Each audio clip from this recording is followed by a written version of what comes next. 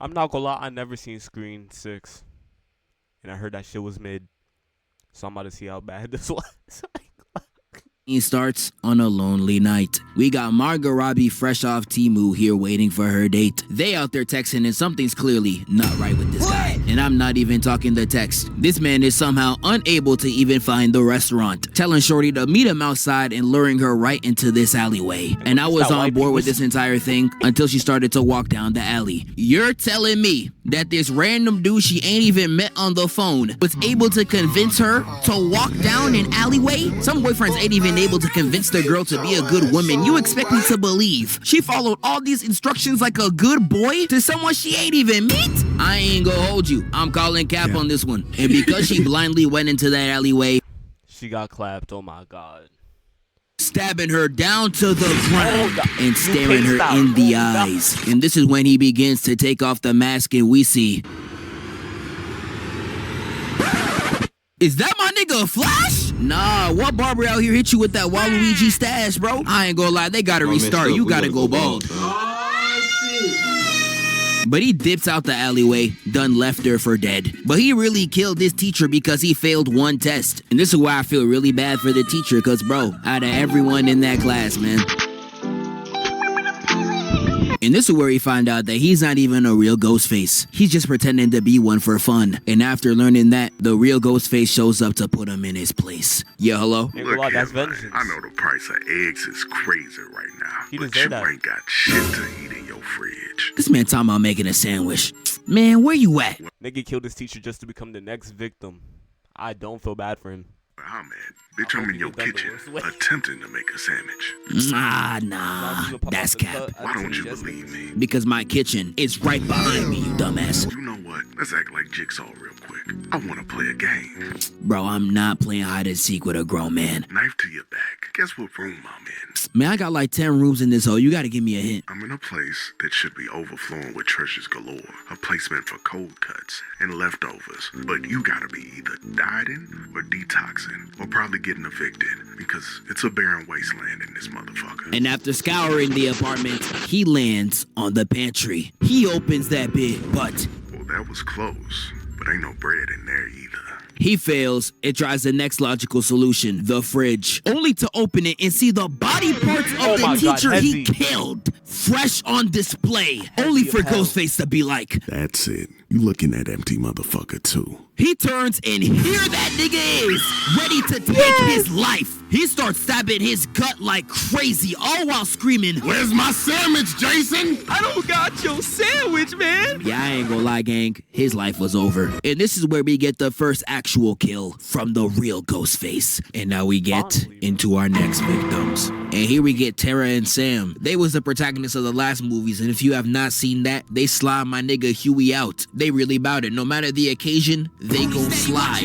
But even though they some menaces, they gotta be the stupidest shorties of all time. How you gonna see your dead ex on the phone and still pick it up? Nigga, my ex is alive and breathing, and I'm still not answering that call. And you picking up the phone over your dead one? What's wrong with you? But she picks up the phone, and Ghostface is talking straight smack. He talking about some, so you kill one little boy and you think you're real killers? Y'all ain't about it for real. He testing the gangster like a homeboy saying you won't. Blow. You know damn well that's gonna activate her enhanced ignorance. She a real nigga. And she out there like, I want you to think long and hard about whether you really want to do this, because the last two people that with us ended up dead. What did I tell you?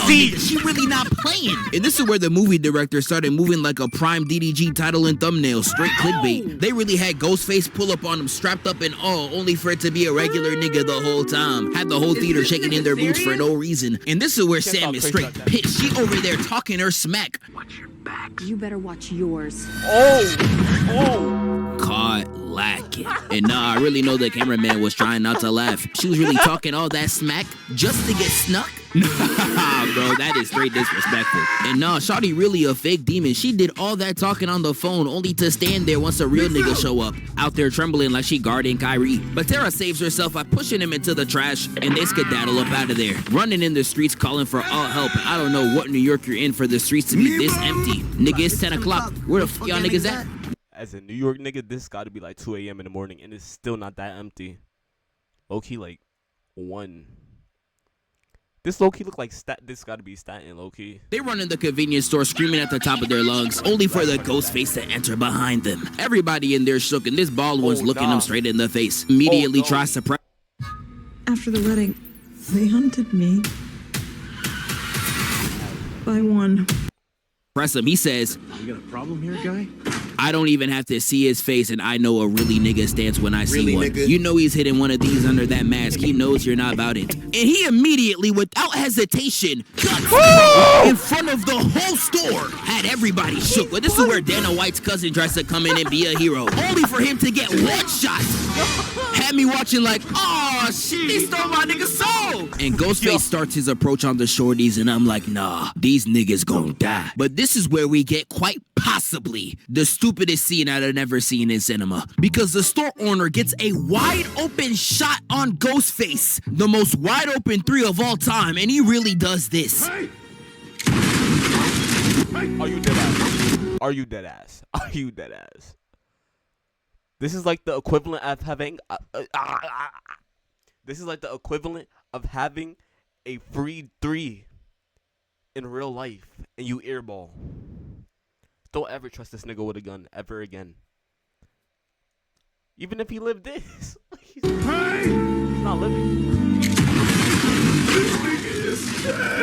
I don't know what you thought was gonna happen when you're calling out the nigga you're about to shoot. It's like when anime characters call out their move before they throw it out. Brother, you're stupid as hell. And this ain't even the stupidest thing he does. He gotta be the worst store owner of all time, because he tells them to go out the back to the emergency door and tell me why that bit is locked. Like, bro, what the fuck the emergency for then, nigga? Like, dog, you flipping twit. In the moment he looked down for the keys, brother, it was already over.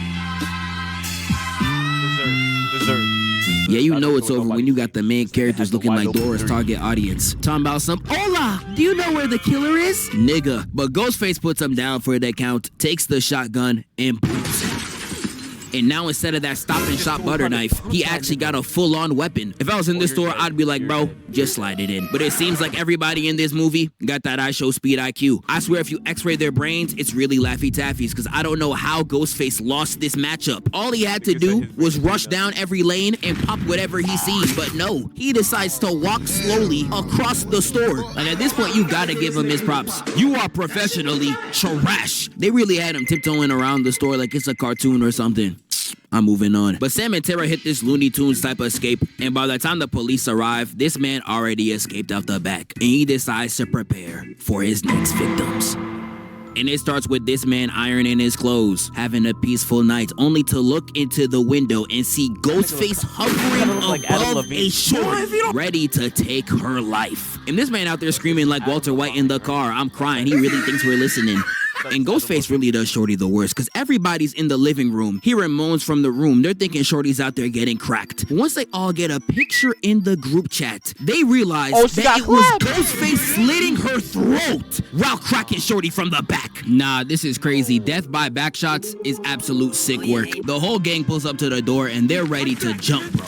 But Ghostface had other plans, and he starts his mayhem by literally throwing a dead body. And that boy enters the room straight aura farming. And I can't even lie to y'all, he got that shit on though. And you had Chad over here hitting elite plays, nigga moving like he Vegeta, nigga moving like he me. He literally grabs his shorty and just dips, leaving all the other girls to fend with Ghostface. I ain't gonna lie, you an elite piece of shit. He real though. I don't care the other girls to fend with.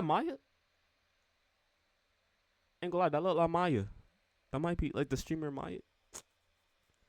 Ghostface, I ain't gonna lie, you an elite piece of shit. He real though. I don't care about any other girl if it ain't mine. And when Tara tells him that they left their friends in the back, he has the audacity to act surprised. Nigga, you know exactly what you were doing. He really hit the other girls with the, I don't like any of you. And when we get back to the girls, they out there fighting for their life. He slices Mindy in the shoulder and starts choking this shorty all across the crib, only for him to start hitting her like they playing Minecraft. He taking all her hearts away. But Sam pulls up for the last minute save and dogs him in the head. They locked Oh, she's themselves in the standing on what bedroom she and said. he's just banging on the door. I thought he was gonna do him like that Johnson's movie. Sam tells Mindy to close the back door, no Cardi. And I don't know why you chose the limp with the future Gohan arm to close the door when all that happened to the lady over here was that she got stabbed in the stomach. She is completely fine to walk. I swear at this point y'all be asking to get cooked. But as she's going to close the door, not only does she see a nigga dead in the tub, we see Ghostface up here like, peekaboo nigga. And before he could get a stab off, they close the door in his face. But this is when the dude from across the hall clutches up, puts a ladder between the apartment buildings, and tells him pull up to the other side. They start crawling through one by one, but this is when the last girl truly just sells the bag. Talking about some... LegalZoom helps you build your LLC. Visit LegalZoom.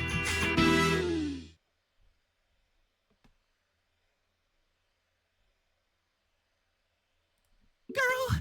But this is when the last girl truly just sells the bag. Talking about some girl, I can't. Can't do what, nigga? Live? They just got asking stabbed you in to the lock in for stomach. 10 seconds. Your life is in danger, buddy. She finally decides to crawl on the ladder, but it was already too late because Ghostface is behind her, ready to take her life. And this gotta be the funniest death in the whole movie. He said, for you, I don't even gotta use my knife. And he grabs the ladder and starts shaking that bitch like she in the scariest roller coaster of her life. This man was actually tweaking because once the shaking didn't work, he started pushing her on another side until she eventually falls to her demise, catching a body off straight fall damage. And after this apartment scene, Ghostface lays his eyes on Gale Withers, a character who has survived a countless amount of Ghostfaces. She has played these games before.